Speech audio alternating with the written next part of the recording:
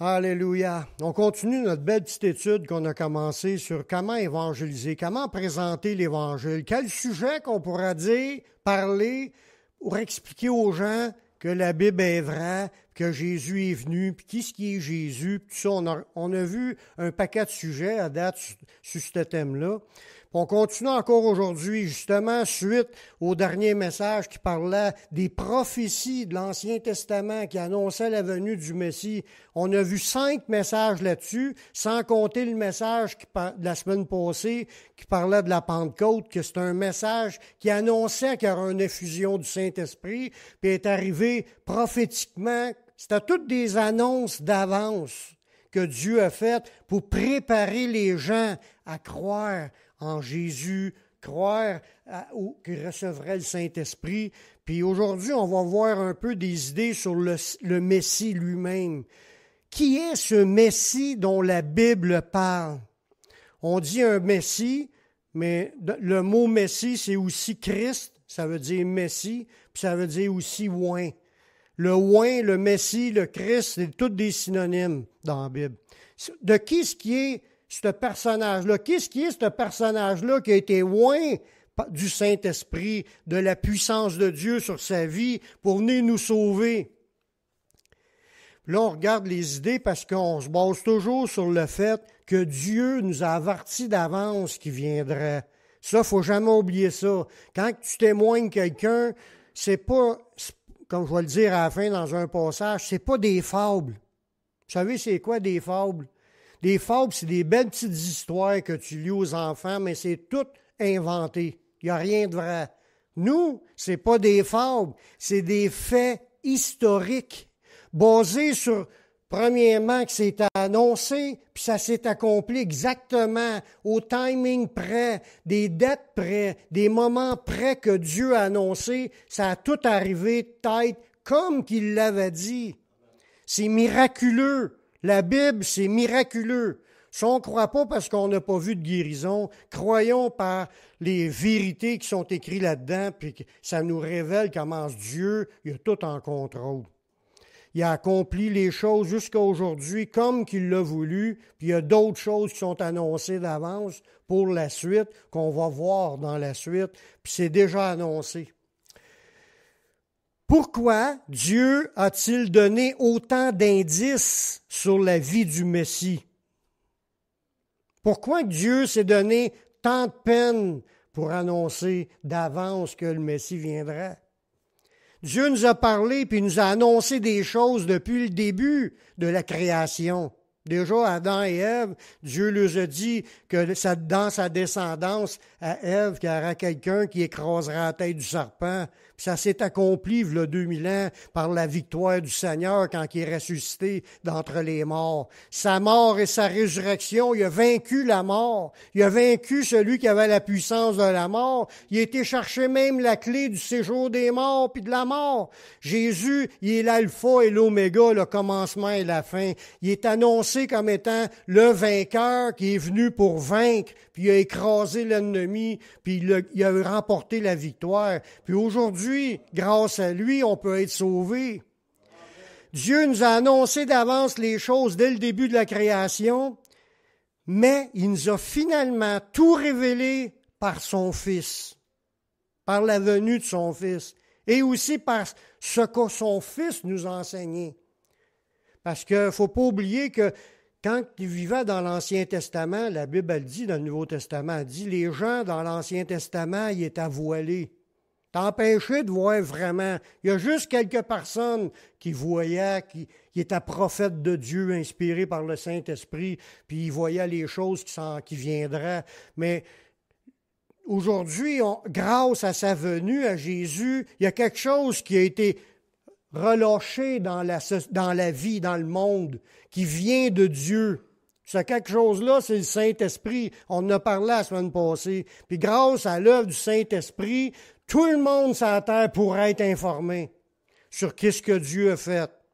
Parce que Dieu attire les gens à aller à lui. Il parle au cœur, puis les chrétiens sont supposés d'évangéliser, sont supposés, mais on espère qu'ils le font, qu'ils répandent la bonne nouvelle autant qu'ils peuvent à tous ceux qu'on connaît pour que ces gens-là puissent le connaître.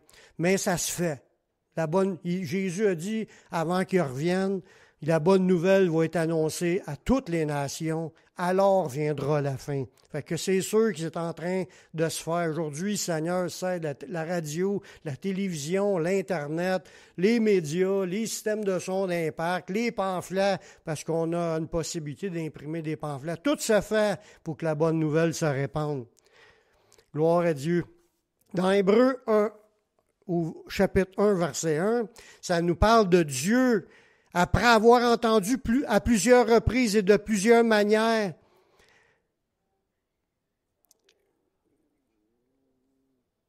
Non, il y a quelque chose qui ne marche pas. Ah oui, peut-être. Il me semblait que ce verset-là, il tournait différemment. Après avoir autrefois à plusieurs reprises et de plusieurs manières parlé à nos pères par les prophètes, Dieu, dans les derniers temps, nous a parlé par le Fils. Dieu, dans les derniers temps, nous a parlé par le Fils. Vous voyez que je vous disais, il s'est passé de quoi quand Jésus est venu? Dieu, il est venu nous parler direct. Parce que Jésus, Yeshua, c'est Dieu. Il est venu en forme humaine pour nous parler. Puis depuis ce temps-là, il a apporté quelque chose qui sauve, délivre, qui est puissant, qui amène les gens dans la vie éternelle. Il a parlé par le Fils qui l'a établi héritier de toutes choses, puis par lequel il a aussi créé le monde. On voit là-dedans le fait que Dieu a parlé dans les temps anciens, mais en des derniers temps, il nous a parlé par Jésus, puis il a établi Jésus l'héritier de toutes choses, puis il a aussi créé tout ce qu'on voit par Jésus. Le Christ, Yeshua, Jésus, est celui qui est annoncé depuis le commencement. Ceux qui s'attachent à son message, qui le reçoivent puis qui le gardent, mais ils ont vaincu le malin. Comme vous disais tantôt, Jésus a accompli la victoire, mais ceux qui reçoivent son message à Jésus puis qui gardent son message ont vaincu eux aussi le malin.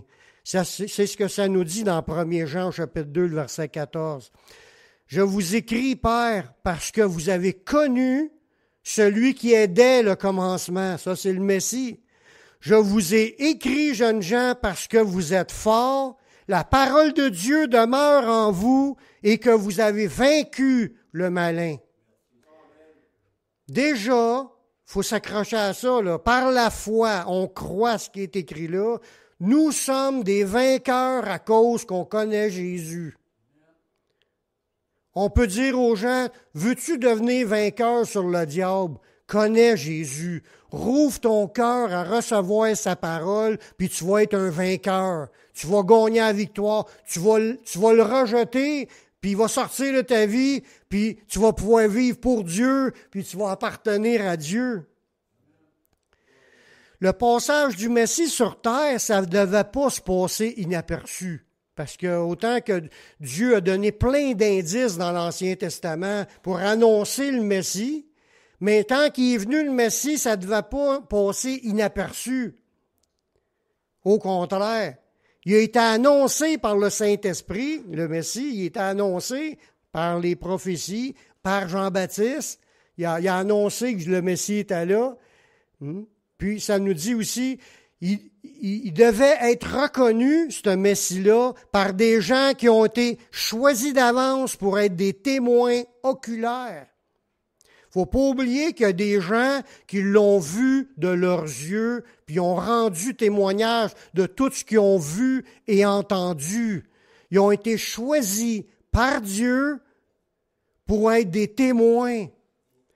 C'est pour ça que je vous dis tantôt, c'est pas des fables, c'est pas un conte, c'est pas un roman, c'est pas une belle histoire, c'est des vérités qui ont été confirmées par des gens qui étaient témoins.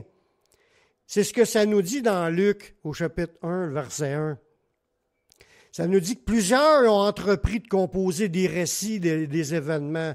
Il y en a plusieurs qui ont écrit des choses pour raconter tout ce qui s'est produit quand ils ont vu Jésus puis qu'ils ont entendu Jésus. Il y en a au moins 4. On a les 4 évangiles. Mais il y en a d'autres qui l'ont écrit puis ils n'ont pas été retenus parce qu'ils ont eu de la misère en écrivant, ils ont changé des affaires, puis là, quand c'était pas vraiment véritable, ils ne reconnaissaient pas ces livres-là, puis ils n'ont pas pris. Mais il y a même eu des historiens dans ce temps-là qui ont vécu, qui n'étaient même pas chrétiens, puis qui ont vu Jésus, puis ont écrit à propos de Jésus. Des historiens romains, il s'appelait Flavius Joseph, qui est un historien. Il écrit les histoires qui se passaient dans le royaume romain, puis il a parlé d'un Messie, d'un rabbin qui s'appelait Jésus, puis qui faisait des miracles, puis il y avait des disciples qui le suivaient. Fait que tout été mis par écrit dans ses livres à lui. Il y a des preuves historiques comme quoi que Jésus est venu. Même des gens non chrétiens ont écrit des choses à propos de Jésus. C'est fort. C'est pour ça que Luc dit plusieurs ont entrepris de composer un récit des événements qui se sont accomplis parmi nous. Puis ça, ces événements-là, là, ces gens-là qui ont écrit ça, là, c'est suivant, ils ont suivi ce qui leur a été transmis par ceux qui ont été des témoins oculaires. On voit là-dedans que c'était pas des oui-dire. « Oh, j'ai entendu dire qu'un tel a vu Jésus puis qu'il a dit ça. » Non. Des vraies personnes qui ont vu Jésus puis ont entendu Jésus ont raconté les récits pour qu'ils soient écrits. Il y a Matthieu, Marc, Luc, Jean n'ont écrit, mais Matthieu, il est un juif qui était là. Marc, il est un disciple d'un autre disciple. Lui, il n'était pas là, mais il a fait des études en écoutant ceux qui étaient là pour écrire ses récits. Luc, c'est un autre qui n'était pas là, c'est un médecin qui suivait Paul, mais il a quand même fait des recherches. Là, c'est Luc qui est en train de parler, puis Jean, lui, était là. Fait qu'il y en a 2 qui étaient là, qui ont écrit, puis 2 qui ont fait un rapport de ce que, en allant voir les personnes concernées, puis ont dit, oui, Jésus, je l'ai vu, il a fait telle affaire, il a dit telle affaire, puis ça nous a tout été écrit. Ils ont été des témoins oculaires dès le commencement. Puis ils sont devenus des ministres de la parole. Fait que là-dedans, dans ces témoins-là, il y en a qui sont devenus des prédicateurs. Soit des apôtres, des évangélistes, des pasteurs, peu importe le rôle que ces gens-là faisaient, il y avait des gens témoins de la vie de Jésus, puis même de la mort de Jésus. Puis là, Luc, il raconte au verset 3, « Puis il m'a semblé bon, à lui aussi, après avoir fait des recherches exactes. » Luc, là, c'était un médecin. C'était pas un gars pas instruit. Il était médecin, puis il savait lire et écrire, puis c'était un gars intelligent, puis il suivait Paul dans son ministère. Puis il a fait des recherches exactes en allant voir les personnes concernées, puis il a écrit l'histoire à partir de la naissance de Jésus, puis pendant sa vie. Lui n'était pas là, mais il a fait une vraie recherche de quelqu'un de scientifique qui fait ses recherches. Il a fait des recherches exactes sur toutes ces choses depuis leur origine.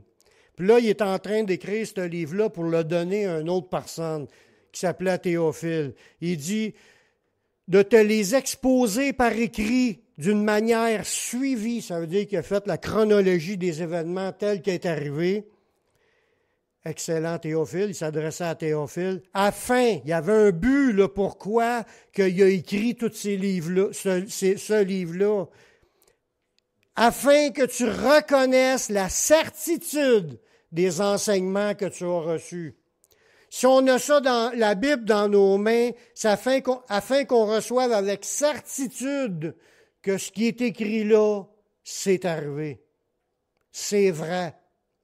Ce qui a été fait par Jésus, ce qui a été dit par Jésus, ça nous est donné par écrit aujourd'hui encore, afin qu'on reconnaisse la certitude des enseignements qu'on reçoit. Tout ce qu'on sait, nous, en tant qu'Église évangélique, là, on ne se base que sur la Bible. on professe que ce qui est écrit. On n'ajoute pas des histoires pour donner de la valeur comme si on connaît bien des affaires, des choses dans le monde. C'est pas les choses du monde que vous allez entendre ici, c'est les choses de la parole de Dieu, ce qui est écrit. On ne sort pas en dehors de ce qui est écrit. Il n'y a pas de loi d'Église ou de règlement d'Église ou d'enseignement d'Église ou d'histoire inventée, ajoutée comme toutes les autres religions font. On suit la Bible, puis on explique la Bible par la Bible. Puis c'est juste ça. Puis c'est de même que ça marchait des premiers disciples, puis c'est de même que ça doit marcher dans l'Église du Seigneur. On est là pour suivre l'enseignement de Jésus et non pas les enseignements ou les idées de Pierre-Jean-Jacques, les autres Pierre-Jean-Jacques qui ne sont pas les disciples. Dieu nous a révélé son Fils d'une manière progressive. Je l'ai déjà dit, mais je le répète. La révélation, comprendre l'histoire de Jésus, comprendre ses enseignements, tu ne sais pas ça en commençant. Tu peux te faire des idées, mais la révélation, comprendre comment expliquer les choses de Dieu, ça devient avec le temps. Tu ne peux pas comprendre au commencement parce que tu n'as pas toutes les données dans ta tête pour analyser. Dieu, il a marché de même aussi. Il a commencé par révéler des choses, mais quand Jésus est venu, il a expliqué les choses, puis même là, les premiers apôtres n'ont pas compris ce que Jésus a tout dit. Tout ce que Jésus a dit, ils ne l'ont pas compris tout. Il y a beaucoup d'affaires qu'ils ont compris plus tard, après sa résurrection. Puis il y en a d'autres, c'est des révélations que Dieu a données, comme à l'apôtre Paul, puis à l'apôtre Pierre, puis à l'apôtre Jean, des choses plus profonde, c'était 10 ans, 15 ans, 20 ans, 30 ans après. Puis même encore aujourd'hui, il y a encore des révélations qu'on tire de la parole de Dieu. Mais Dieu marche comme cela. Il révèle, puis il le dit qu'à la fin des temps, que la connaissance, elle augmenterait. On est dans cette période-là où Dieu, c'est comme s'il rouvre notre esprit pour qu'on approfondisse encore plus. Mais comme je dis, c'est progressif, puis Dieu a toujours marché de même. Là, dans ce passage-là, pour dire que Dieu il s'est révélé d'une manière progressive pour que le monde reconnaisse que Jésus, c'est le Messie, il a manifesté dans la vie de Jésus de plus en plus de miracles au fur et à mesure que son ministère avançait. Puis il y avait des miracles de plus en plus puissants, de plus en plus grands, qui se produisaient dans la vie du Messie. On voit ça dans Jean 5, c'est Jésus qui dit ça au verset 20. Il dit, car le Père y aime le Fils et lui montre tout ce qu'il fait. Ça veut dire que le Père montrait à Jésus tout ce que le Père était pour faire à travers Jésus. Puis Jésus ajoute, et lui montrera des œuvres encore plus grandes que celles-ci. Ça veut dire que Jésus savait que la révélation serait de plus en plus puissante. Au fur et à mesure de la croissance de son ministère, le Père a fait des miracles de plus en plus puissants pour prouver que Jésus, c'était le Messie. Il dit, afin que vous soyez dans l'étonnement. Dieu, là, il voulait nous étonner. Ses effets spéciaux, il veut nous étonner. Si on a vécu des effets spéciaux de la part de Dieu dans nos vies, c'est parce qu'il veut nous étonner. Il veut nous montrer comment il est puissant. Puis il n'y a pas de limite. S'il veut, il peut vous faire marcher sur l'eau. Essayez pas avant qu'il vous le dise, parce que là, c'est sûr, vous allez couler. L'hiver aussi, ça serait de tricher. Car comme le Père ressuscite les morts, puis donne la vie, ainsi le Fils de l'homme, ainsi le Fils donne la vie à qui il veut. C'est fort. C'est fort. Même lors de son ministère, Dieu le Père a continué à révéler son Fils, quand je continue dans la même idée, avec un autre verset dans Jean 10, 37. Il dit, si je ne fais pas les œuvres de mon Père, ne me croyez pas. Jésus dit au monde de ne pas croire en lui. Si je ne fais pas les œuvres de Dieu, ne croyez pas en moi. Si tu penses que les œuvres que Jésus faisait, ce n'est pas de Dieu, mais ne crois pas en Jésus, ça ne te sert à rien. Mais si tu crois que les œuvres que Jésus a faites, c'était le Père qui les faisait, crois en lui. C'est ça que ça veut dire. Mais si je les fais, c'est Jésus qui parle, les œuvres de son Père. Quand même, si vous ne croyez pas, croyez à ses œuvres, afin que vous sachiez et reconnaissiez que le Père est en moi et que je suis dans le Père. Les œuvres que Jésus faisait, il voulait démontrer que Dieu le Père est en lui. Puis le Père voulait démontrer que Dieu le Père est en Jésus. Le Père lui montrait des œuvres. Il dit, le Père est capable de ressusciter des personnes. Il dit, de même, le Fils, il va en ressusciter. Puis Jésus a ressuscité Lazare. Puis il a ressuscité un autre enfant qui était malade. Puis un jour, la Bible a dit que c'est lui qui va, à sa voix, qui va ressusciter tous les êtres humains qui ont vécu sur la planète. Même si tu as été envalé par un grand poisson et digéré au complet, il va te ressusciter. Tu ne peux pas te cacher. Même si ça fait 6000 ans que tu es enterré, il ne reste rien de toi. Parce que peut-être tu étais dans le World Trade Center, tu étais brûlé bord en bord, qu'il ne reste même plus une poussière de ton corps. Dieu n'a pas besoin de ça pour te ressusciter. Toutes les âmes sont devant lui, puis il dit, ne vous étonnez pas de cela, car l'heure vient que tous ceux qui sont dans les sépulcres entendront sa voix et en sortiront. Ceux qui auront fait le bien ressusciteront pour la vie, puis ceux qui ont fait le mal ressusciteront pour le jugement. C'est Jésus qui a dit ça. Il a reçu tout pouvoir dans les cieux et sur la terre. Dieu le Père, il voulait élever à nos yeux, il voulait élever Jésus à nos yeux afin qu'on honore son Fils au même niveau que lui-même. C'est fort. Dieu, dans l'Ancien Testament, il disait, je ne donne pas ma gloire à un autre. Mais il a voulu qu'à nos yeux, par les miracles qui ont été accomplis, il a voulu qu'on considère Jésus puis qu'on l'élève aussi haut que d'élever Dieu le Père. Dans Jean 5, 22, ça nous dit, « Le Père ne juge personne, mais il a remis tout jugement au Fils, afin que tous honorent le Fils comme il honore le Père. » Voyez-vous, le fait que Jésus a reçu toutes les révélations, le Père a parlé par lui, le Père a même fait entendre sa voix pour le dire, que celui-ci est mon Fils bien-aimé, mais obéissez-lui, suivez-le, écoutez-le, toutes les idées qui auraient pu tourner autour de ce que Dieu le Père lui a dit. En plus, il a dit à Jésus, regarde, je vais faire ça, je vais faire ça, je vais faire ça à travers toi. Jésus dit, le Père, lui, il me montre tout ce que je dois faire. Là, il faisait toutes les affaires. Puis c'est lui, Jésus, qui a reçu tout jugement pour juger toute la création. Puis en plus de ça, il a voulu élever Jésus afin qu'on honore Jésus autant qu'on honore le Père. C'est ce que ça dit au verset 23. Afin que tous honorent le Fils comme ils honorent le Père. Fait que si tu rencontres une religion qui parle de Jésus puis qui dit Jésus, lui, est là, tandis que Dieu le Père est là, c'est pas de Dieu. Jésus est Dieu. C'est ça qu'il faut que ça nous rentre dans la tête. C'est pas juste le Fils. Il est Dieu fait homme. Oui, il était appelé le Fils parce qu'il est engendré à travers Marie dans ce monde, mais il existait bien avant. Puis Dieu veut l'élever son Fils aussi haut que lui. Il veut lui donner son trône. Puis il y a d'autres choses qu'il va faire, mais ça, ce n'est pas le sujet d'aujourd'hui. Il continue à parler, Jésus, celui qui n'honore pas le Fils, comme honorer le Dieu le Père, celui qui n'honore pas le Fils, n'honore pas le Père qui l'a envoyé. Fait que si tu veux honorer Dieu le Père, il faut que tu te mettes à honorer Dieu le Fils. Amen.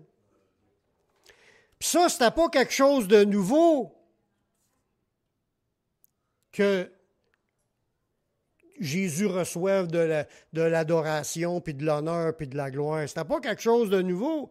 Avant sa venue sur la terre, Yeshua, il était adoré dans les lieux célestes en Dieu. Avant qu'il vienne, Il existait, il était là de toute éternité, puis il était adoré en Dieu. Dans Jean 17, 5, Jésus l'a déclaré quand il est en train de prier son Père. Il est en train de dire, « Maintenant, toi, Père, glorifie-moi auprès de toi-même de la gloire que j'avais auprès de toi avant que le monde fût. » Fait qu'avant que la création commence, Jésus, Yeshua, le Messie, il est en Dieu, puis les milliards d'anges le louaient, l'adoraient. Quand il a quitté ça, il est venu en forme humaine, puis là, Dieu le Père l'a élevé pour que tous, nous, tous, on honore le Fils comme on pourrait honorer le Père. Puis il dit, si tu n'honores pas le Fils, tu n'honores pas non plus le Père. Si tu ne reçois pas le Fils, tu ne reçois pas non plus le Père. Tout repose sur qu'est-ce que tu fais de Jésus. Le ciel le connaissait, le Messie, parce qu'il y a au moins 3 passages dans l'Ancien Testament et même d'autres passages indirectement qui nous parlent d'une vision puis qu'il y aura un Fils de l'homme qui est là dans l'éternité, puis un qui il le voit dans la vision, qui va recevoir le couronnement, puis il va régner pour l'éternité, tout ça, en parlant du Fils de l'homme. C'était le Messie qui était là, puis il y a un autre passage avec 2 autres passages avec Ézéchiel. Puis, à part du fait que Dieu, ça le disait quand il parlait au début de la création, qu'il n'était pas tout seul pour créer. Il dit, faisons l'homme à notre image. Il était plus qu'un en train, dans le caucus de Dieu, dans la pensée de Dieu pour la création. Fait que, il était là depuis le début, adoré, adulé par les anges qui se prosternaient devant lui pour lui chanter les louanges, etc. Puis maintenant, c'est à notre tour de le reconnaître, mais on le reconnaît par la foi. Puis comment est-ce qu'on le reconnaît? Mais c'est quand tu te mets à lire la Bible, tu comprends, tu approfondis en écoutant ce qui est écrit là, puis là, tu comprends de plus en plus, puis là, on rentre dans la connaissance qui nous amène à rendre vraiment un culte à Jésus autant qu'à Dieu le Père. Le ciel le connaissait, mais à nous, il devait nous être révélé. C'est pour ça que Dieu le Père travaille depuis le début de la création puis a annoncé des choses précises. Il est venu du ciel, il est né d'une vierge qui n'avait pas d'époux. Il est venu d'une manière miraculeuse. Sa naissance avait été annoncée que ce serait à Bethléem, qu'il serait un descendant de David, qu'il serait de la tribu de Juda, qu'il descendrait d'Abraham. Puis il y a un paquet d'affaires qui tournent autour de sa venue, qui étaient annoncées d'avance parce que Dieu voulait qu'on le désigne exactement. Il est là, puis c'est lui. Il ne voulait pas qu'on passe à côté, mais pas à tout le monde. Juste aux témoins choisis par Dieu. Des témoins oculaires. Un autre beau passage qui nous parle que Jésus, appelé le Fils de Dieu, son origine véritable, quand tu veux savoir d'où ce qui vient, mais le passage nous dit qu'il vient de l'éternité. Dans Michée 5.2, ça nous dit, justement en parlant aussi du lieu de sa naissance, Bethléem Ephrata, c'est une petite ville, petite d'entre les villes de Juda. De toi sortira pour moi celui qui dominera sur Israël, dont l'origine remonte aux temps anciens, aux jours de l'éternité. Jésus, comme ça le dit aussi dans Jean, c'est la parole faite chair. Il existait dans l'éternité, puis il est le Verbe, la parole qui a été faite chair.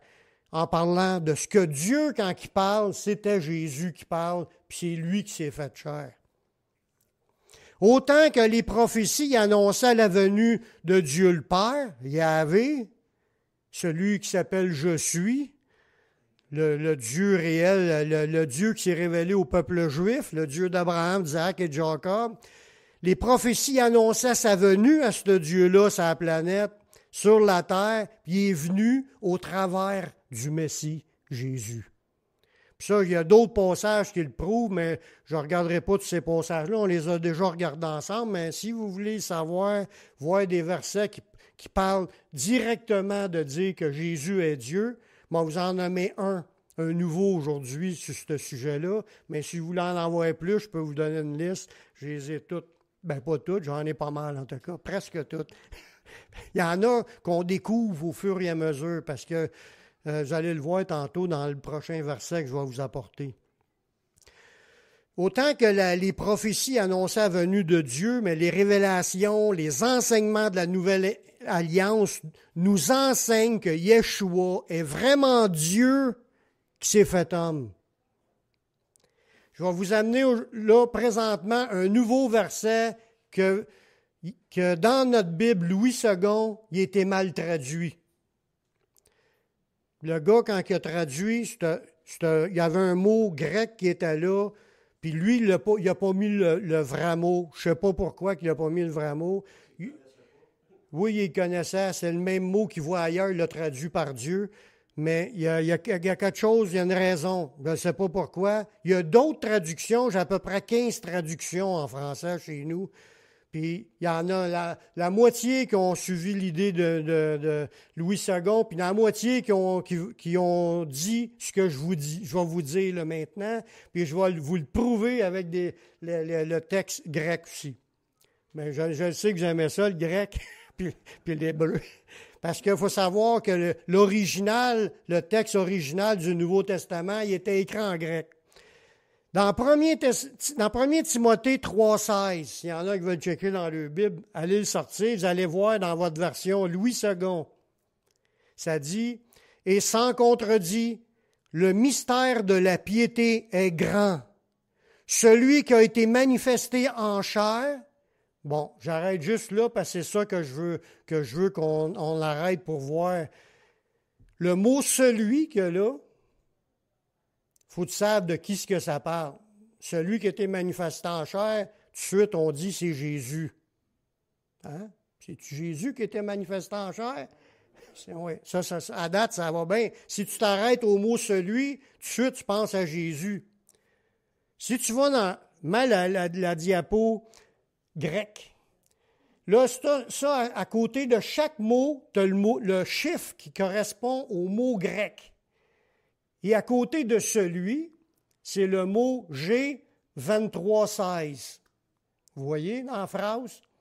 C'est marqué « Mystère de piété grand ». Celui, c'est le mot G2316. Là, on va ouvrir l'autre chose.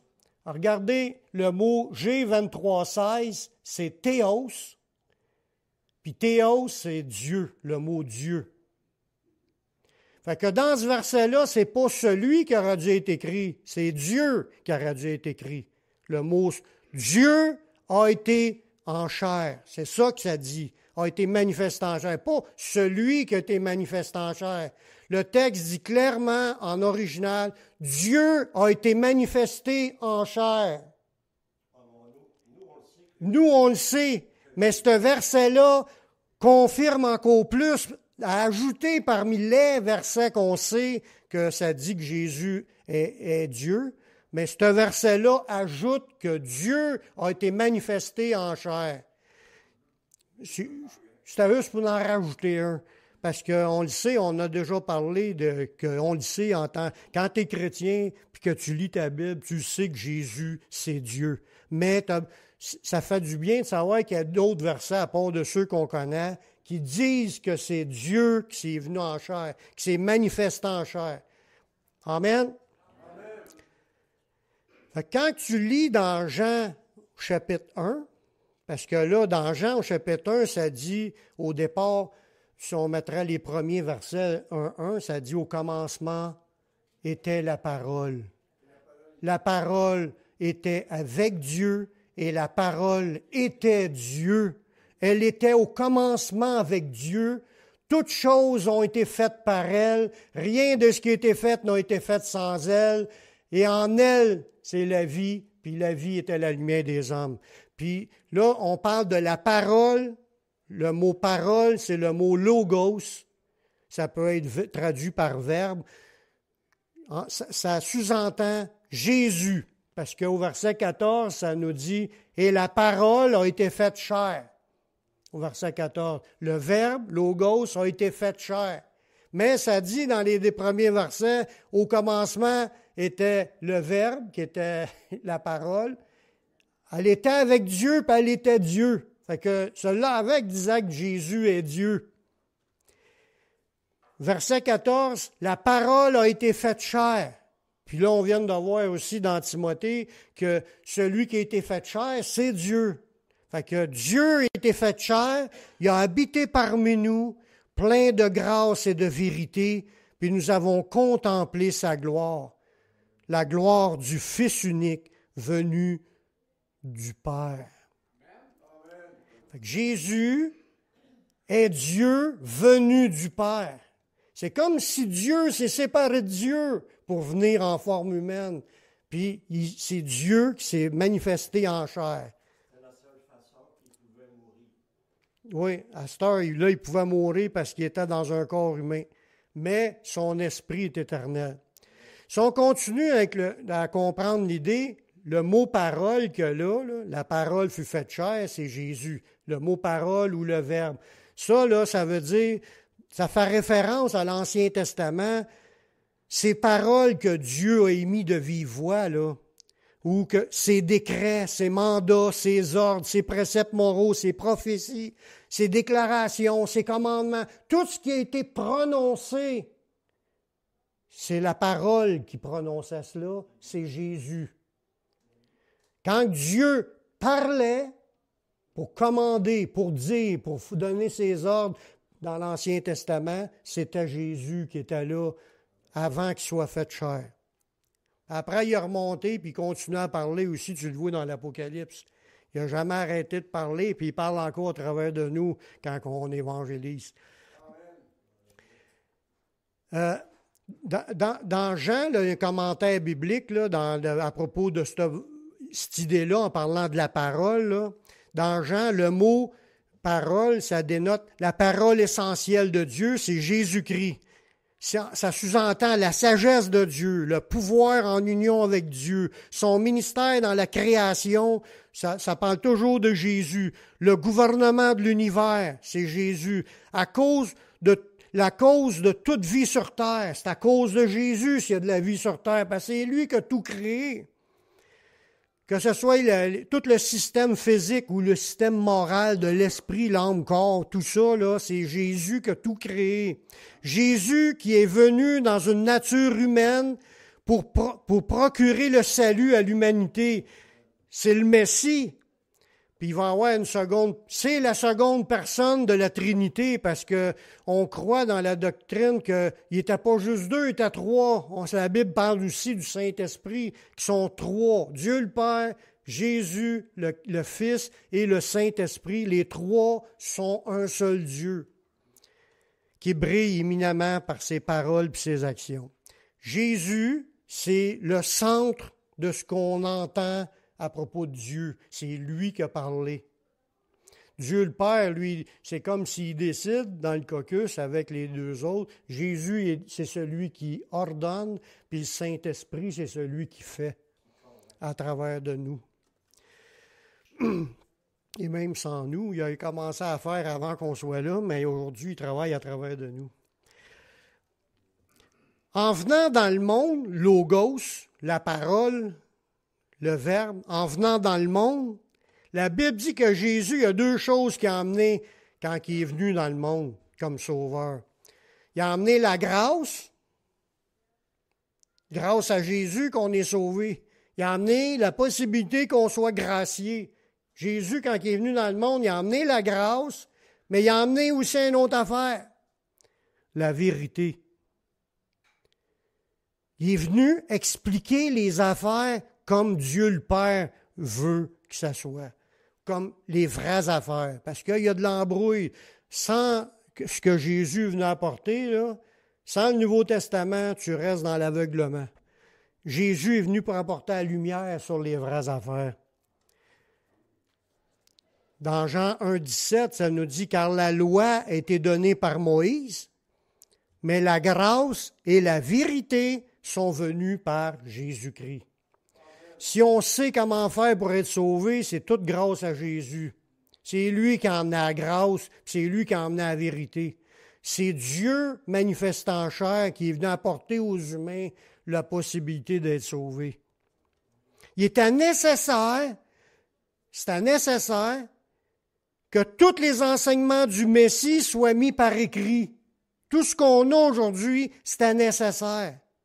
Autant que c'était nécessaire que les prophéties soient mises avant que le Messie vienne. L'histoire du peuple juif, dans la Bible, dans l'Ancien, tu as l'histoire du peuple juif, mais tu as aussi ce que Dieu voulait nous dire. Tout est écrit là. Puis quand le Messie est venu comme pour accomplir ce qui était écrit là, mais le Messie est venu nous amener la vérité. Puis là, c'était mis par écrit. Puis ça a un but, tout ce que Jésus puis les apôtres ont amené. Là-dedans, là, il y a toutes les exhortations écrites dans la Bible. Là. C'est inspiré par des enseignements du Messie, puis c'est révélé aussi par les apôtres. Parce que les apôtres, comme je vous disais tantôt, c'était des témoins oculaires pour apporter un message de choses exactes comme Dieu voulait les révéler, comme Dieu voulait qu'on les sache. Les enseignements qu'ils ont là sont essentiels. Parce qu'il y en a qui prennent Dieu, mais ils tassent la Bible, ils s'en foutent de la Bible. Elle n'a pas d'importance pour eux.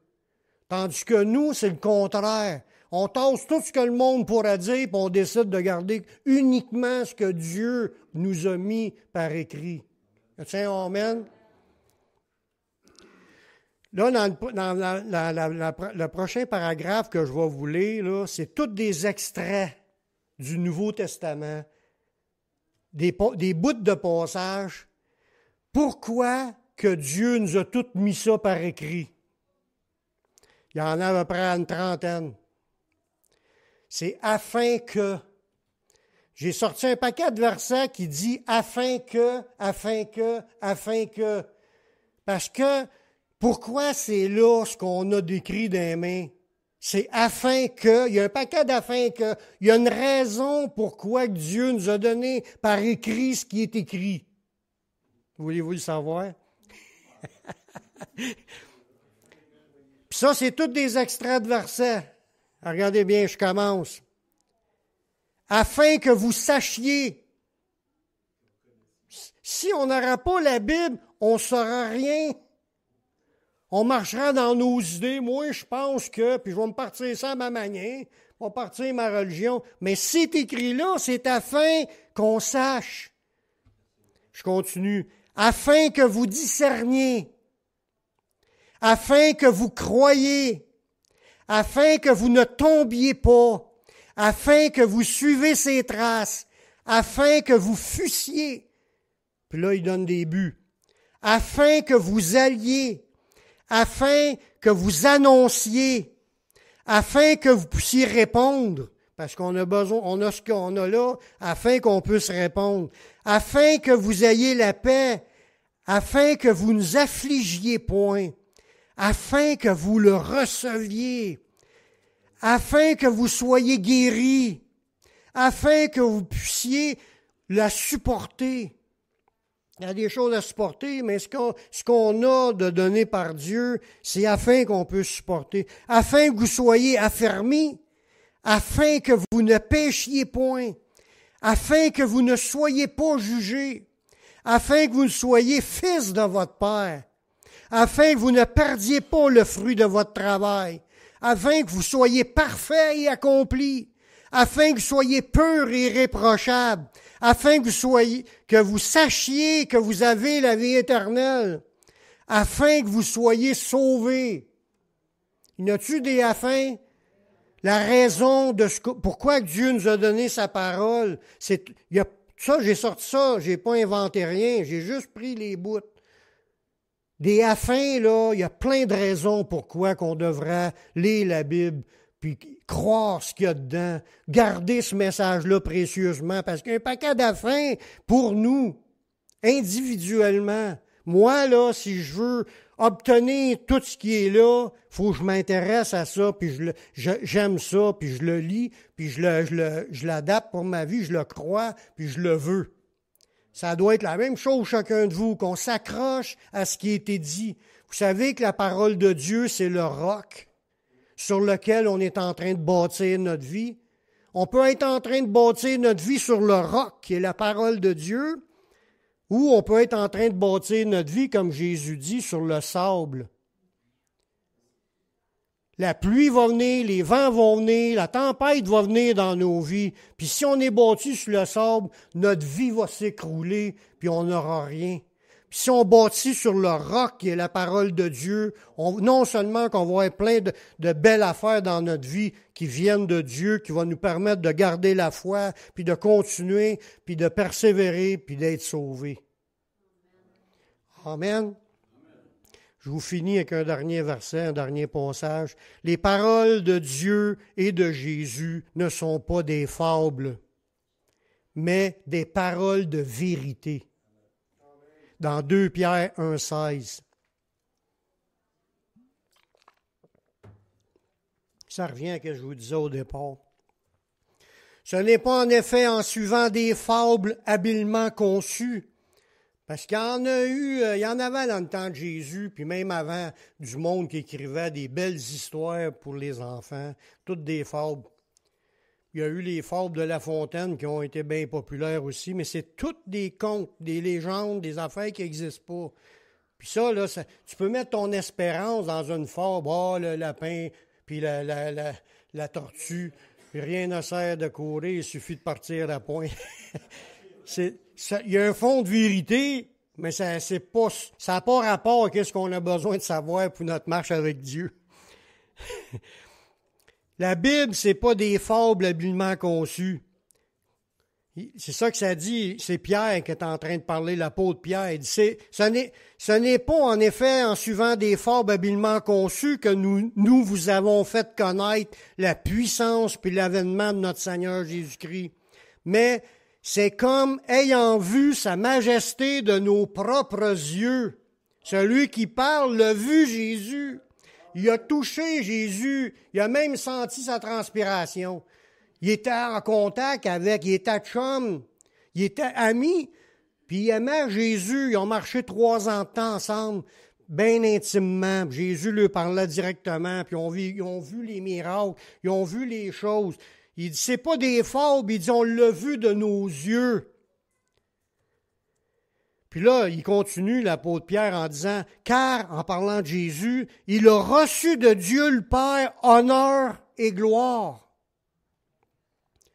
Quand la gloire magnifique lui fit entendre une voix qui disait, « Celui-ci est mon Fils bien-aimé en qui j'ai mis toute mon affection. » C'est à la gloire de Dieu. Dieu, sa voix, s'est fait entendre à tous les gens qui étaient là lors du baptême de Jésus, puis aussi lors de la transfiguration. Dieu le Père a parlé 2 fois pour approuver son Fils devant tout le monde. C'est la gloire de Dieu qui s'est manifestée, puis il dit, il a reçu de Dieu le Père l'honneur et la gloire. Avec quelqu'un ici qui a entendu ça, que Dieu il a manifesté sa voix, puis qu'il a dit que non, pas personne ne peut entendre ça, que c'est comme Jésus l'a eu. Puis il dit au verset 18, « Et nous avons entendu cette voix venant du ciel lorsque nous étions avec lui sur la sainte montagne. » Il est en train de confirmer les 2 fois qu'il a entendu la voix de Dieu le Père.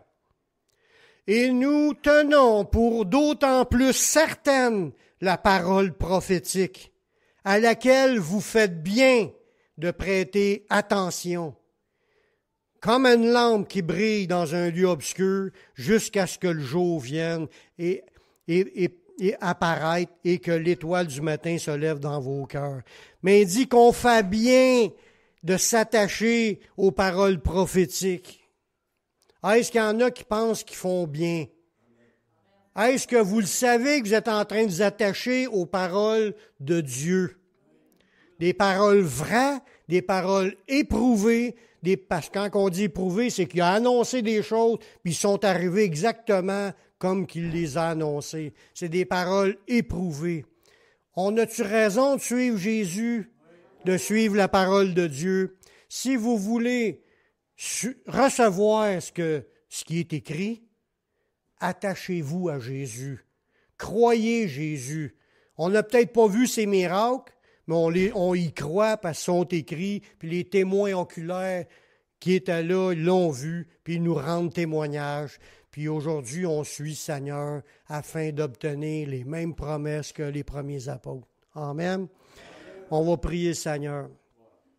Seigneur, Je te remercie pour ta parole qui est vraie. Je te remercie pour tes révélations. Grave ces choses dans notre cœur, qu'on puisse marcher par la foi en s'attachant à Jésus de tout notre cœur. On veut croire à ce qui est écrit, puis on le reçoit. Puis aussi, on le garde. On veut obtenir tout ce que tu as promis, Seigneur. On veut faire partie de ceux qui vont vivre dans la vie éternelle.